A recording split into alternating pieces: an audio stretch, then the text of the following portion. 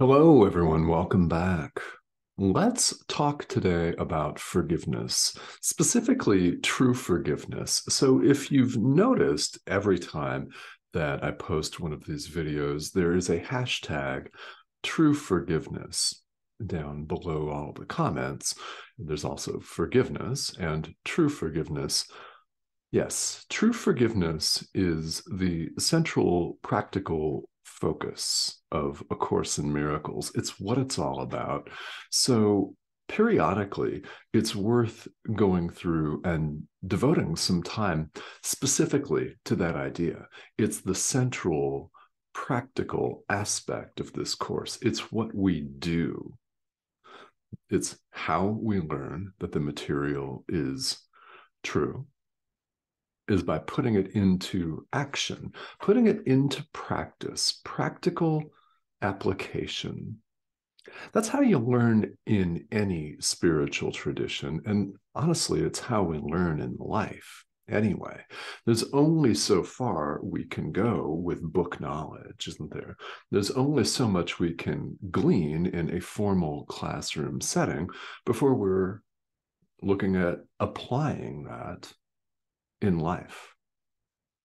And with this course, it's a self-study course, which means you have to do it. Don't feel singled out. There is no individual after all, and I have to do it too. All of us, this is how we learn it. So, what is true forgiveness? How does that differentiate from forgiveness in general as the world sees it? Well, quite a bit, as it turns out.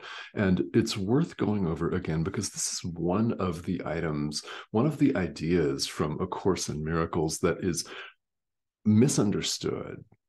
It's often misunderstood. So if you're new to this material and this isn't apparent to you, don't worry about it.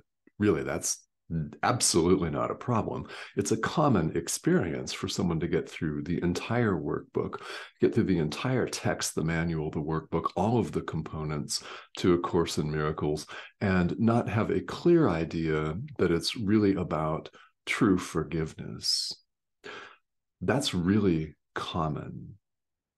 And the first time I went through it, I did understand that. However, the second time I went through it, I understood it on a much deeper level. And the third time on a much deeper level than that, and so on and so on. You get the point. It's cumulative.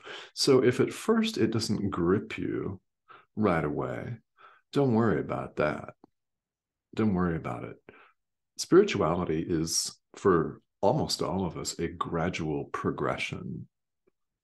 That's what's called for us to awaken.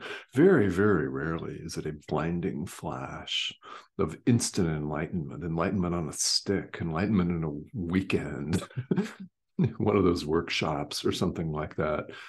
It's not like that. Why? Because we have to clarify our perception first. So we're in chapter 3, section 5 of the text, Beyond Perception. Specifically today, we're drawing from paragraph 9. Just one paragraph. That's it. Again, this course is completely holographic. Every part contains the whole. Let's spend some time on what's meant by true forgiveness. And I'll share with you what that has come to mean for me. And forgiveness is healing the perception of separation. That's what it is. This whole course is about clarifying our perception, learning to perceive truly. And from there, knowledge dawns in and of itself. But first, we must learn to perceive truly. That's what we're doing here. So forgiveness is healing the perception of separation. There has never been any separation. That's the essence of accepting atonement for yourself. The separation never occurred. Ideas leave not their source. 1 equals 1. Those ideas that we repeat on here again and again and again. We need to. Because until true forgiveness becomes a habit, there is ample opportunity for us to fall back into our old ways of judgment and blame and seeing ourselves as separate individual self-sustaining survival units, independently existing in and of ourselves. Oh yeah, right. And cut off and competing with one another for what appear to be limited, scarce resources. That that has a foothold for return as long as we don't perceive truly. And even once we do begin to forgive truly and start out on that path, still things piss us off. Don't they? There are going to be moments and days where you don't feel like it, where you really want to kick your neighbor to the curb rather than just walk away silently and forgive him. I mean, really, let's be honest, there'll be days like this, but the more we cultivate the habit, the easier it will be to forgive, the more likely we'll be to have a present moment awareness of when we're getting carried away and course correct. Basically, life is a living, breathing, waking meditation. It's what it is. You could liken it to that. Anytime you notice yourself carried away by ego clinging thoughts, bring yourself back to the practice of true forgiveness. Let that be the object of your lifelong meditation. Yeah, I like that. Maybe that resonates with you. Hopefully it does. A lifelong meditation. You could choose to see all of this as that experience with all of your forgiveness opportunities as just that, as opportunities on a silver platter for you to release, to heal your unconscious guilt, and go home.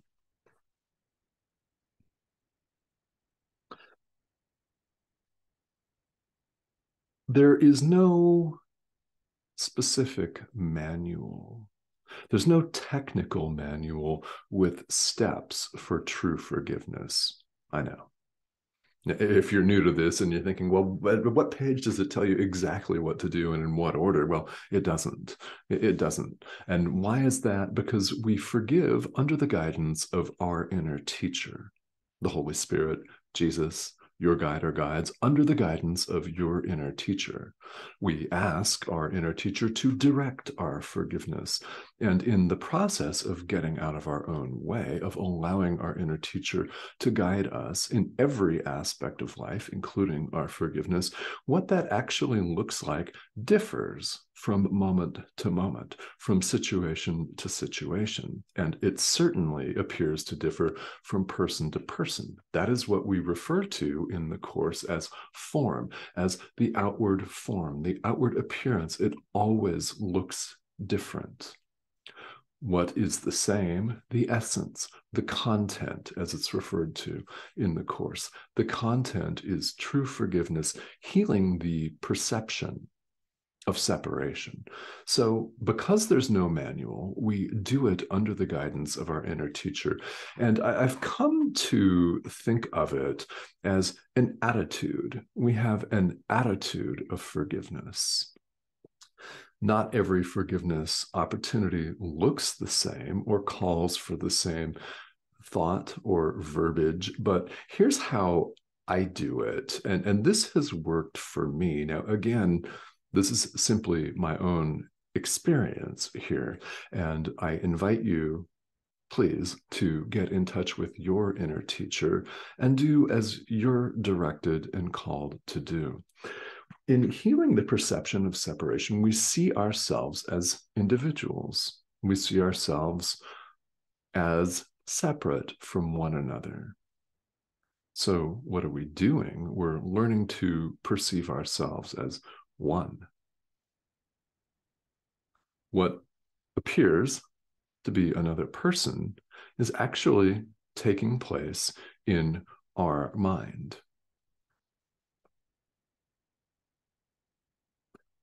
In truth, There is no separation. There never has been. So we're one with our Creator. One means one. So also our brother, who appears to offend us on the surface, on the screen of life, so to speak, is also one with our Creator. We're learning by forgiving to see it this way. We're replacing the sight of the ego, which sees everything as separate, with what we call spiritual sight, or the vision of Christ, the way the Holy Spirit sees things. We're switching thought systems 180 degrees completely. We're changing our mind. So what does this mean? Well, when I forgive in a typical situation, there's an image on the screen of life, right? There is someone who appears to be out there who has annoyed me or harmed me, or what I perceive to be me, an individual, right? So what we do in this attitude, and again, the verbiage differs, is we forgive that person. We forgive that event. We forgive a historical dictator. We forgive a political party. We forgive our neighbor. We forgive our ex, whoever or whatever that situation may be. We forgive it. And there's an acknowledgement here in the attitude of true forgiveness that this is, in fact, a dream. So I always make sure that I forgive myself for dreaming it. Very important, because it appears to be my dream, right? When we forgive, we're forgiving what appears to be a dream. It appears to be real, but it's a dream, in fact. It's not real. There's no separation of any kind. So forgive myself for dreaming it. And then there are an array of thoughts, really. There's quite a bit that I sometimes am called to acknowledge, that the separation never occurred, that this is all taking place in my own mind. Ideas leave not their source.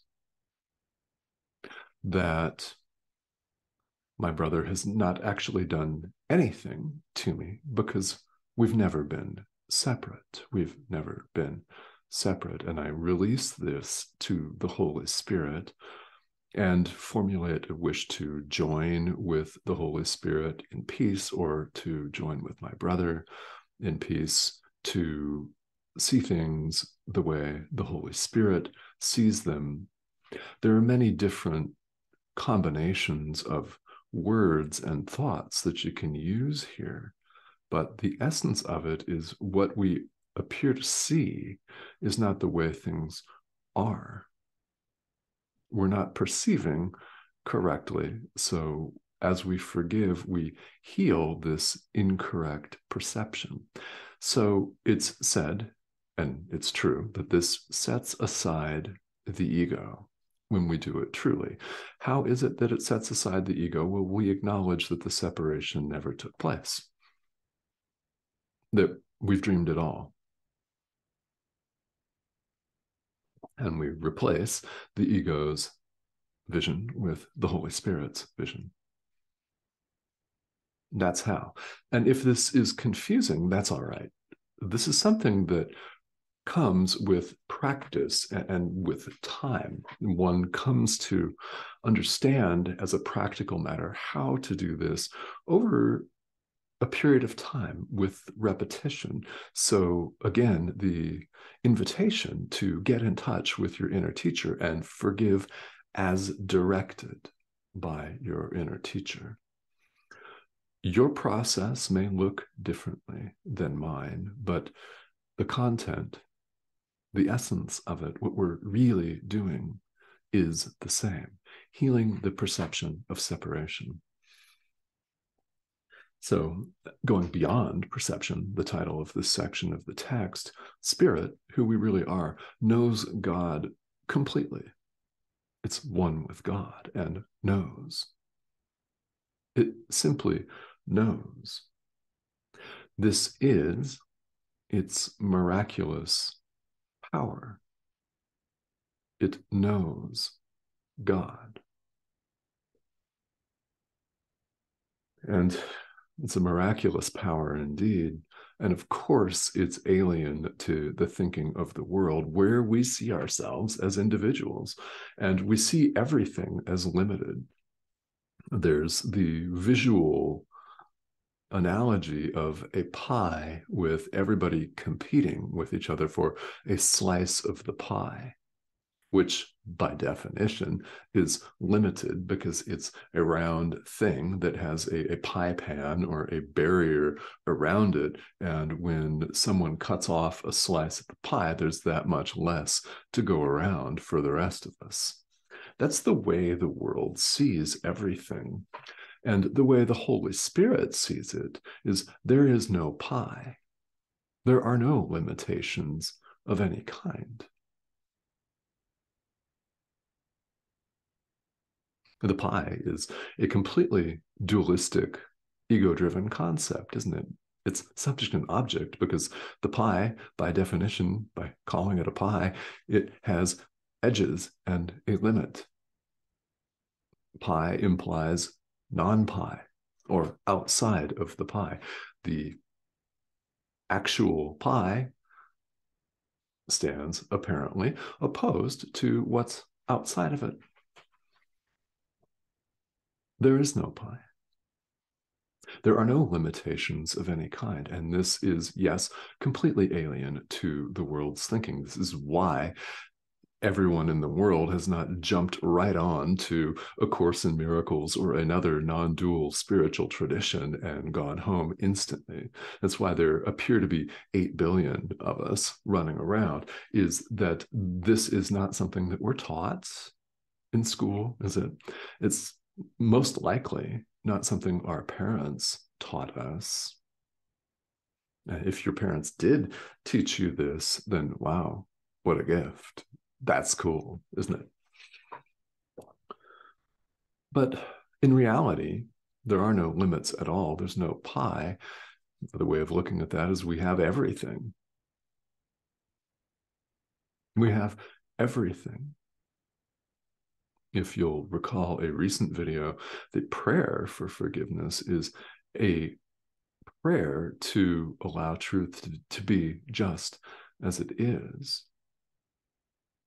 to let ourselves accept that we have everything. We do. We have everything. And when you forgive truly, who are you forgiving? Remember, it's your dream. Your brother is not separate from you. So while you appear to be forgiving him, you're forgiving yourself. You're forgiving yourself for dreaming this. Your brother and you have never been separated. I've never been separated from you. And we acknowledge this and we repeat this. So it's valuable to come back every now and then and just talk about this and what this is and what it involves. True forgiveness. Yeah, it's an attitude. And again, if it's at all confusing, which is actually quite common. So if this doesn't make sense totally, there might be a part of it that does. Yeah, I know that there is because you've watched this video to the end. Now, if you just happen to drop right in at this point, I have no idea how many minutes into this we are, but if this is the part you see, consider that was 100% meant to happen, right? Most definitely. We get in touch with our inner teacher and allow our inner teacher to direct our forgiveness. Yeah. Mm-hmm. Just yes. So, thank you, as always, for tuning in and for all of your comments and subscriptions. It's my pleasure to offer these videos to you. Here's the subscription button right here in the corner, the red arrow.